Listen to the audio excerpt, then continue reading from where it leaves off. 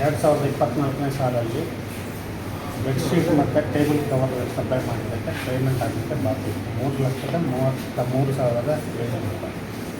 So ಈ bill pass ಮಾಡೋಕ್ಕೆ medical supervisor ಮತ್ತು ಡಿಸ್ಟ್ರಿಕ್ಟ್ ಸರ್ಜನ್ ಆಗಿರುವಂಥ ಶಿವಾನಂದ ಕುರ್ತಾರ್ಕರ್ ಅವರು ಲಂಚವನ್ನು ತೆಗೆದಿರ್ತಾರೆ. ಸುಮಾರು 50,000 ಡಿಮಾಂಡ್ ಮಾಡಿದ್ದಾರೆ ಅಂತೇಳಿ ಒಂದು ಕಂಪ್ಲೇಂಟ್ ಕೊಟ್ಟಿದ್ದಾರೆ. ಮೊನ್ನೆ ಅವರು ಆಲ್ರೆಡಿ ಬಂದಾಗ 20,000 ಕೊಟ್ಟಿದ್ದಾರೆ ಮತ್ತು 30,000 ನಾನು ಆನಂದಪುರದಲ್ಲಿ ಇಲ್ಲ ಅಂತೇಳಿ ಹೇಳಿದ್ದಾರೆ.